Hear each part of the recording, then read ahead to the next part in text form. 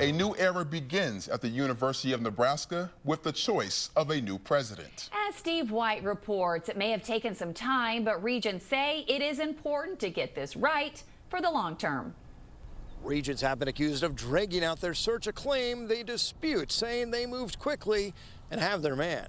We're not on the moon, so it's not a step for mankind, but it sure as hell is a step for Nebraska. It's no moonshot for the university, but a move that could keep Nebraska in orbit with its peers, as the Board of Regents chooses Dr. Jeff Gold to lead the university system. Dr. Gold from the Med Center would be an absolute dynamite fit. Gold has served the state in multiple ways, as chancellor both at the Med Center and university's Omaha campus, plus system-wide chief academic officer. In those roles, he's been a key player in developing a med school program in Kearney. He's been a friend of mine. He's been a friend of Nebraska. He's really a friend of Kearney. And importantly, he could be the guy to raise the university's research profile. For a century, Nebraska was among the nation's elite research schools as a member of the American Association of Universities. Shortly after joining the Big Ten, the AAU kicked Nebraska out.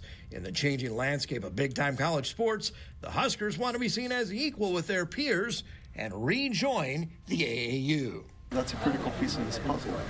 And Jeff Gold has the background, he has the relationships and the stature to help lead that effort.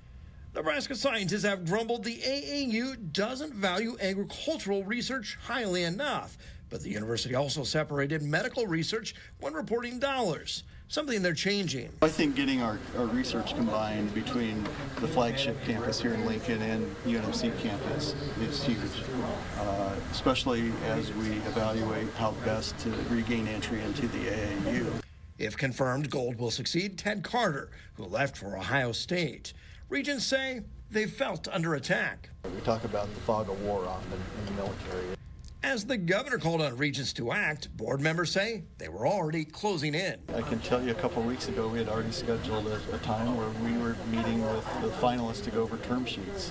Regents say the university system is at a crossroads. Gold has academic credentials and Nebraska connections. The best candidate available, and the only problem I see with hiring him is such large shoes to fill. The university now needs to replace him at the Med Center, as Gold will oversee all campuses.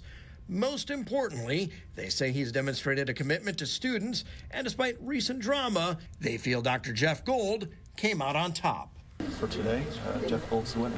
Gold is expected to visit all of the campuses in the coming days, as long as visits to other communities like Scottsbluff, North Platte, and Grand Island.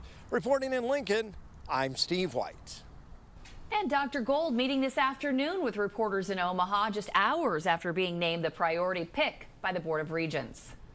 I guess the two words that I would describe my emotions with are humbled and excited to be at this stage. As most of you probably know, I am myself a first-generation student.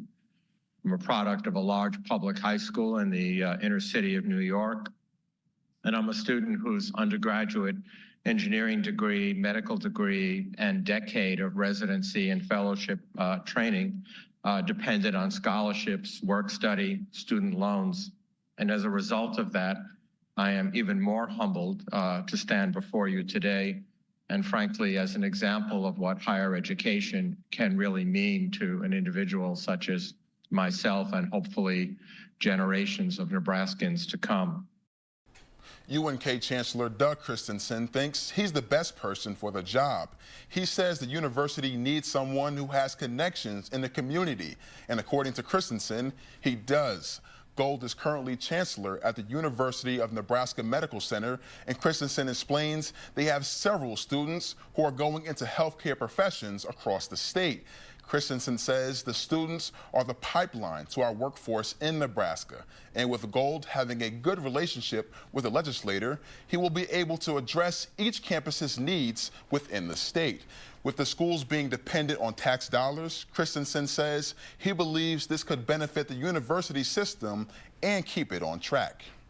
I think he'll be able to help the campuses focus on what our priorities are and that we can't be all things to all people. And we're going to have small programs that we'd like to probably have, but we really can't afford to have.